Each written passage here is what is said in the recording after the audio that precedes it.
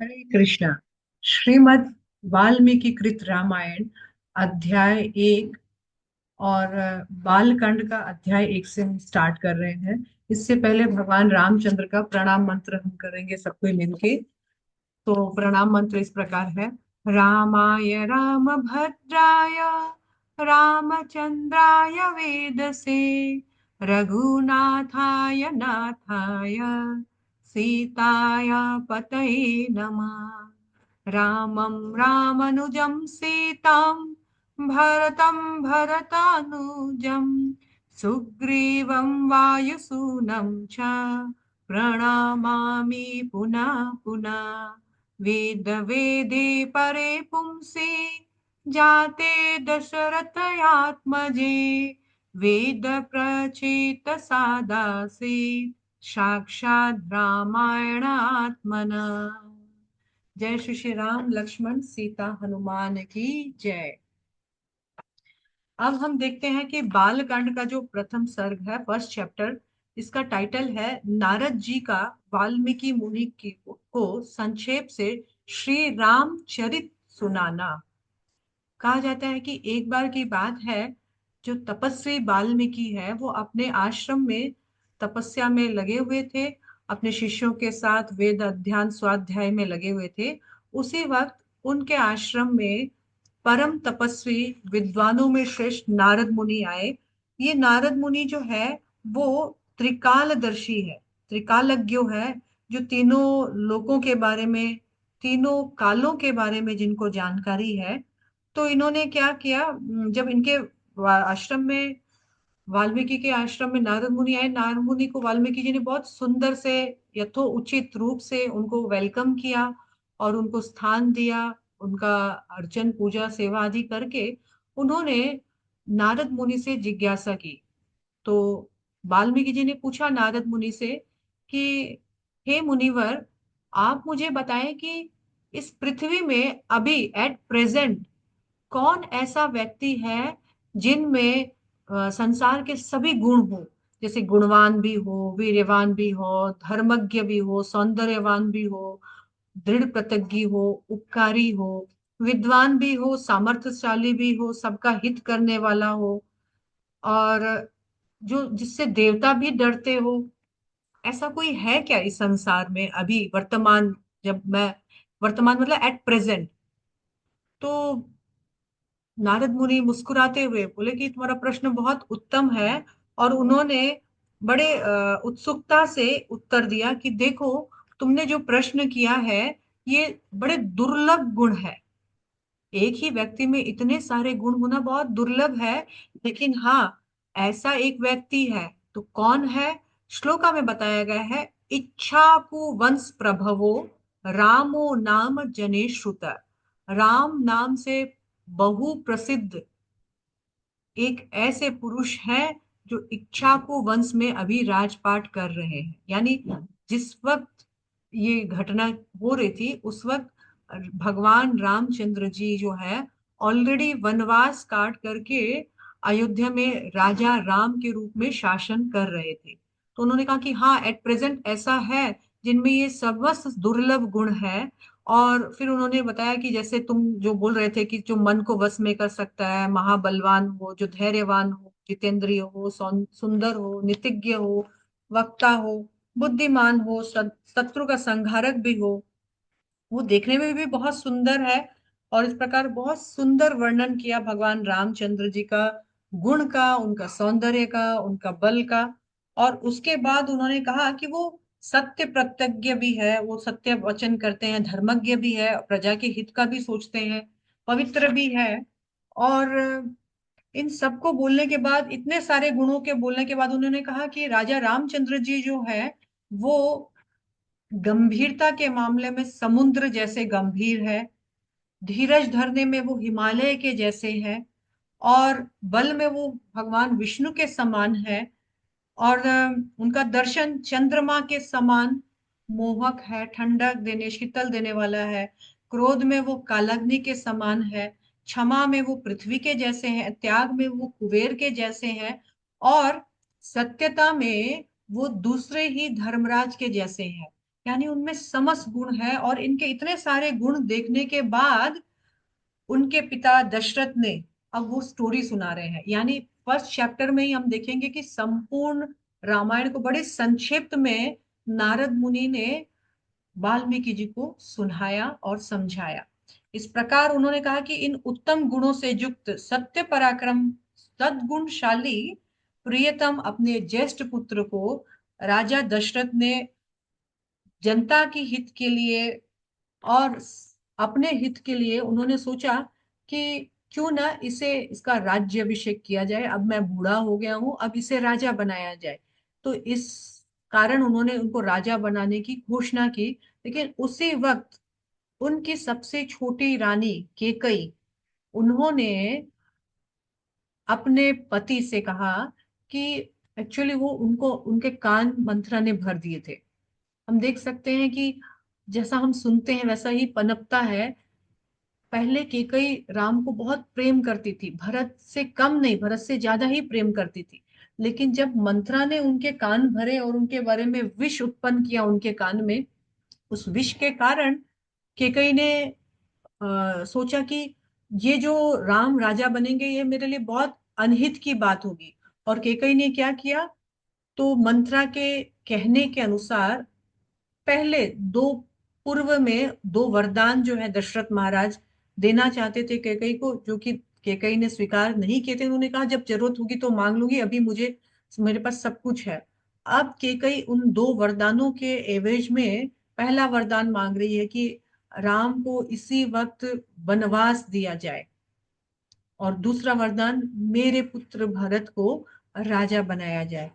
तो राजा दशरथ जो है, सत्य वचन के कारण, धर्म बंधन के बंधने के कारण अपने पुत्र को उन्होंने ना चाहते भी विवश होकर के वनवास भेजा, और बोला कि ठीक है, आगे जो राजा है वो भरत ही बनेगा।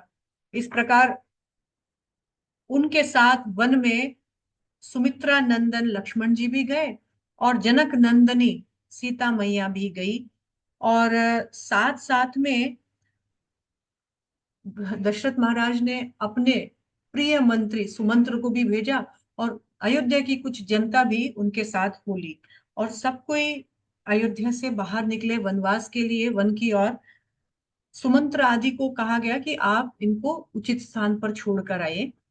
जब अयोध्या से वो बाहर निकले तो पहला उनका स्टॉपेज था निषाद राज, जो कि श्रृंगपुर में था, गंगा के तट पर। तो निषाद राज इनके रामचंद्र के बहुत अच्छे मित्र थे, इनके पास ये गए, इनके पास रात्रि विश्राम किया। यहाँ से रामचंद्र जी ने सुमंत्र को कहा कि आप अयोध्या लौट जाइए, पिताजी के कार्यभार में उनका देखभाल कीजिए, उनकी उनकी रक्षा कीजिए, उनके साथ रहिए। और केकई माता जी को बोल दीजिए कि हाँ, मैं वनवास के लिए निकल गया और मैं सेटल हो रहा हूँ वनवास में ही। उनको आश्वासन दे दीजिए। सुमंत्र के जाने के बाद निषाद राज के साथ नेक्स्ट डे वो आगे वन में और वन में प्रवेश किए। तो वन में प्रवेश करते करके वो भरद्वाज ऋषि के आश्रम पहुंचे, जो कि इलाहाबाद में था, अभी हम प्रयागराज बोलते हैं। और वहां पर निषाद राज के साथ पहुंचने के बाद उन्होंने वहां से निषाद राज को भी भेजा। अब केवल सीता, राम और लक्ष्मण, ये तीन ही थे जो भरतराज आश्रम में थे। यहाँ से भरतराज मुनि ने उनके पूछे जाने पर उनको कि हम कहाँ रहे, उनको बताया कि आप चित्रकूट के पर्वतों में जाकर रहिए, जो कि बहुत सुंदर स्थान था।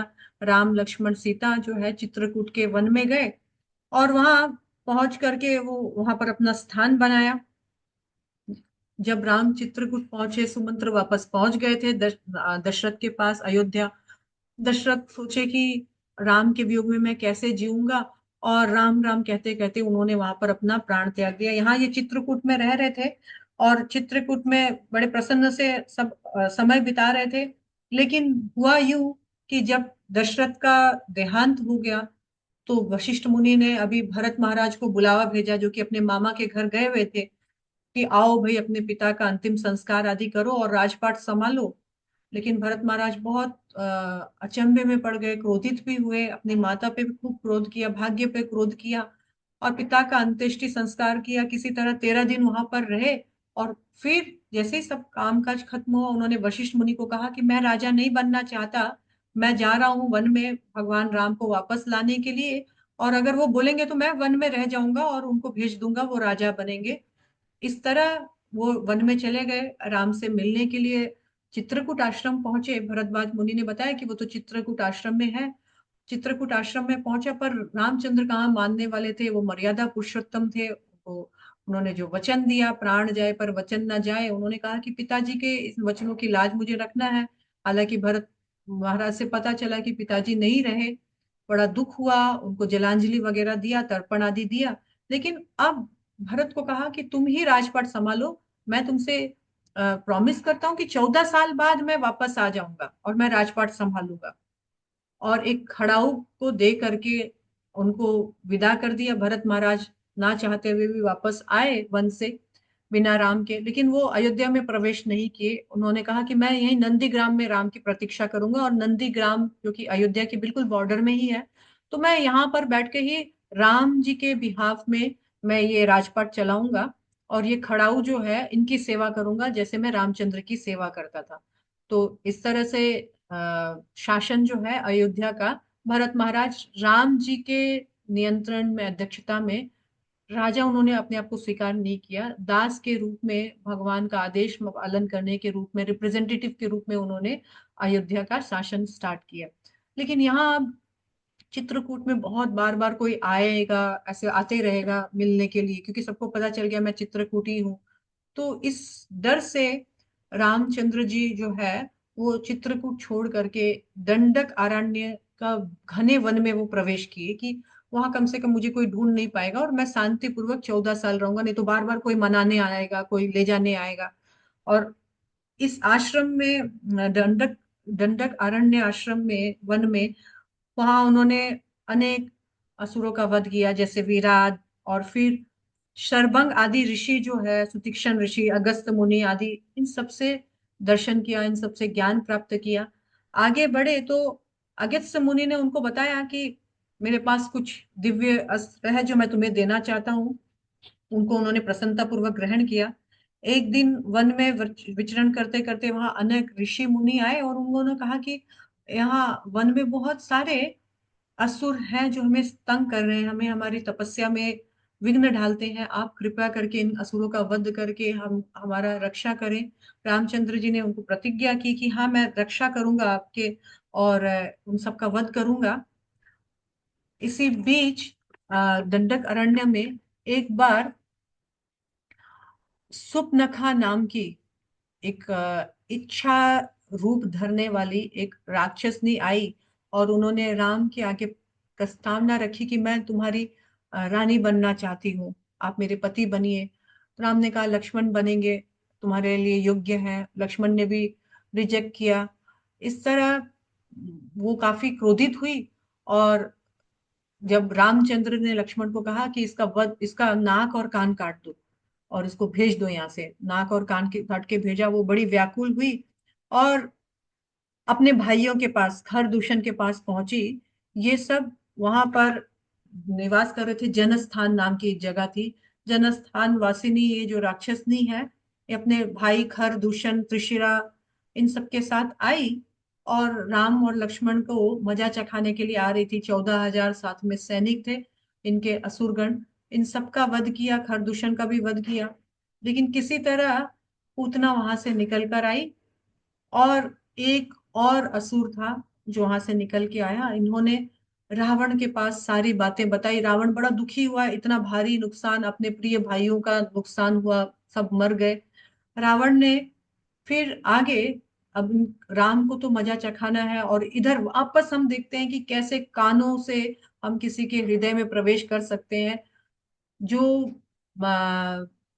सुपनखा है, उन्होंने फिर से रावण के कान भरे कि सीता तो तुम्हारे पास होनी चाहिए थी, इतनी सुंदरी है, आप डिजर्व करते हो सीता को। वो सीता वहां पर एक मामूली से एक आदमी के पास है, उसको ले आओ, उठा के ले आओ। रावण ने निश्चय किया कि क्यों ना मैं मरीच के साथ जा करके सीता का हरण करके लेके आऊं। और उन्होंने क्या किया, तो प्लानिंग की, उसको हिरण बनाने के लिए कहा, और बोला कि तुम दोनों भाइयों को आश्रम से दूर ले जाओ, मैं सीता को हर के ले जाऊंगा। और फिर इस तरह सीता अपहरण हुआ। रास्ते में जटायु जो गृधराज है, जटायु का वध हुआ। जटायु बड़े तड़पते तड़पते सीता अपहरण और राम के बारे में बताया। रामचंद्र जी ने अ, अ, जटायु का अंत्येष्टि वगैरह किया, और इस प्रकार अग्नि संस्कार करने के बाद वो आगे बढ़े। मार्ग में उन्हें कबद नाम का एक विचित्र असुर मिला, जो कि बहुत ही अलग टाइप का उसका फीचर्स था। उसका गला नहीं था, सिर्फ दो केवल हाथ थे, पेट में मुंह था, चेस्ट पे आंखें थी, पाँव नहीं थे। ऐसे विचित्र असुर का उनको उनको मारकर अग्नि संस्कार आदि किया। और बदले में उस कबद ने रामचंद्र को सबरी और सुग्रीव के बारे में बताया। भगवान रामचंद्र सबरी के आश्रम में गए, सबरी का उद्धार किया। उसके बाद फिर सुग्रीव से मिलने के लिए आगे बढ़े। पंपा सरोवर में हनुमान जी के साथ प्रथम भेंट हुई राम लक्ष्मण की। हनुमान जी इनको आगे सुग्रीव के पास ले गए। सुग्रीव ने सारी कहानी सुनी, रामचंद्र की आप बीती और अपनी भी आप बीती बताई। दोनों ने अग्नि को साक्षी रख करके दोनों ने मित्रता की। और रामचंद्र ने कहा कि मैं तुम्हें तुम्हारी पत्नी को वापस लाने में और तुम्हारे राज्य को वापस लाने में मदद करूंगा, तुम भी मेरी पत्नी को मुझे वापस दिलाने में मदद करना। दोनों ने इस तरह से एक दूसरे को वचन दिया, प्रस्तावना दी। अब रामचंद्र ने कहा कि तुम जाओ और बाली पर अटैक करो। इधर सुग्रीव बोले कि नहीं, बाली कोई सामान्य व्यक्ति नहीं है, और मुझे तो लगता है आप भी बाली के साथ नहीं सकोगे। पहले मुझे आप कुछ भरोसा दिलाइए कि आप बाली के साथ लड़ने लायक है। रामचंद्र जी को उन्होंने बहुत बाली की बहुत गुणगान गाया कि वो इतना बलशाली है, देखिए असुर को कैसे मारा। रामचंद्र जी ने बोला कि क्या करना है विश्वास दिलाने के लिए, बताओ मैं विश्वास दिलाऊंगा। उन्होंने कहा कि देखो सामने जो है बड़े बड़े वृक्ष है। वो वृक्ष क्या चीज के हैं, तो अम, दो कुछ सात कुछ वृक्ष थे, मुझे नाम याद नहीं है, सात वृक्ष हैं। और इन सातों वृक्ष को अगर आप एक तीर से भेद दोगे ना, तो मैं सोचूंगा कि आप बाली के साथ युद्ध करने के लिए आप बिल्कुल फिट हो। ताल वृक्ष है, यहाँ पर देखा, ताल वृक्ष है कि ताल वृक्ष को, इस सातों ताल वृक्ष को एक ही बाण से आप भेद दो। रामचंद्र जी ने बहुत आसानी से ये कार्य कर दिया। अब सुग्रीव बड़े खुश हैं कि हाँ ठीक है, अब मुझे समझ में आ गया कि आप बाली के साथ युद्ध करने में निपुण हो। रामचंद्र जी के कहने पर सुग्रीव गए और भगवान रामचंद्र ने सिर्फ एक तीर से ही बाली का वध कर दिया। अब सब आगे गए सीता का खोज करने के लिए। और फिर सीता का खोज करने में सुग्रीव ने बड़ी सहायता की। हनुमान जी पहले सीता को खोज कर आएंगे, तो वानरों को इकट्ठा किया और सभी वानरों को अलग अलग डायरेक्शन में भेजा गया। हनुमान जी को भी एक डायरेक्शन में भेजा गया, दक्षिण दिशा की और हनुमान जी भी गए। और उनको तब याद आया कि वो उड़ सकते हैं, वो अतुल्य कार्य कर सकते हैं, बहुत कुछ भी इम्पॉसिबल कार्य भी कर सकते हैं। वो 100 योजन लंबा चौड़ा समुद्र को लांग कर जा सकते हैं, तैर तैर के। तो वो तैरते हुए ऊपर गए, उड़ते हुए, और अशोक वाटिका पहुंचे। सीता मैया को अपनी पहचान दी, सीता मैया के को सब कुछ बताया, सीता मैया से सब कुछ सुना, वापस आया, रामचंद्र को बताया। फिर सारी सेना जो है समुद्र के मार्ग से आ, वापस रावण की ओर यानी लंका को कूच करके गई। और फिर सब पहुंचे, लंका पहुंचे, रावण के साथ युद्ध हुआ, रावण को हराया। फिर से हनुमान चंद जी जो है सीता को बता रहे हैं कि हम आ रहे हैं, आ चुके हैं, रावण को मार चुके हैं, रामचंद्र जी आपसे मिलना चाहते हैं। अब विभीषण जो है वो सीता मैया को रामचंद्र के पास लेकर आते हैं। विभीषण का राजपाट करवा दिया भगवान ने, उसको फिर राजा बना दिया। और सीता मैया आई जब रामचंद्र के पास, रामचंद्र जी को बहुत हर्ष हुआ, लेकिन रामचंद्र जी को मालूम है कि प्रजा सीता पर बहुत प्रकार के लांछन लगा सकती है, इसीलिए उन्होंने पहले ही कह दिया सीता तुम्हें अग्नि परीक्षा देना होगा। सीता मैया ने हंसते हंसते अग्नि परीक्षा दी। अग्नि ने साक्षी रखा कि सीता बिल्कुल निर्दोष है। और इस प्रकार रामचंद्र जी, सीता मैया और बाकी सभी के साथ लंका से पुष्पक विमान पे फिर अयोध्या आए। और अयोध्या आने से पहले उन्होंने भरद्वाज ऋषि के आश्रम में अपने विमान को रोका, ताकि वो वहां से नंदीग्राम, जहां भरत महाराज रहते थे, वहां हनुमान जी के साथ संदेश भेजा कि हम आ गए हैं।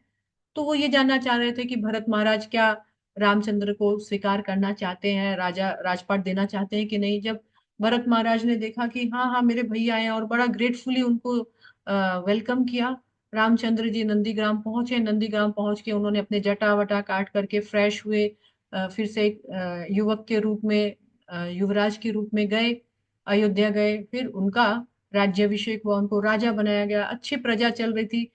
कहा जाता है कि त्रेता युग में भी सतयुग जैसा माहौल था, ना कोई बीमार होता, ना कोई अकाल मृत्यु मरता, ना कोई विधवा होती। स्त्रियां, धन, अ, अन्न, सब चीज का खूब ज्यादा, सभी के पास हीरे जवाहरात रहते थे, सब बहुत रिच थे, हैप्पी थे। लेकिन उन्होंने फिर आगे वाल्मीकि मुनि ने कहा, फ्यूचर बता रहे हैं, अब तो राजपाट चल रहा है लेकिन फ्यूचर में बता रहे हैं कि वहां कोई भी चोर नहीं रहेगा, नगर में बहुत धन धान्य रहेगा, सतयुग जैसा माहौल रहेगा।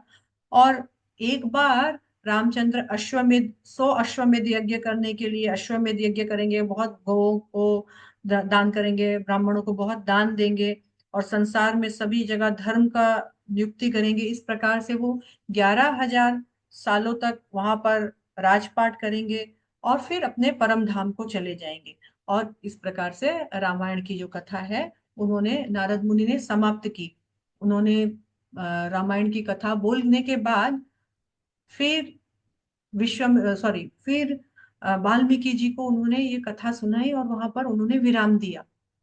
और विराम देने के बाद उन्होंने कहा कि इस कथा को जो भी सुनेगा, इदम पवित्रम पाप घनम पुण्यम वेदश्च संवितम या पठेत रामचरितम सर्व पापे प्रमुच्यते। वेदों के समान पवित्र, पाप नाशक और पुण्यमय इस रामचरित को जो भी पढ़ेगा, वह सब पापों से मुक्त हो जाएगा।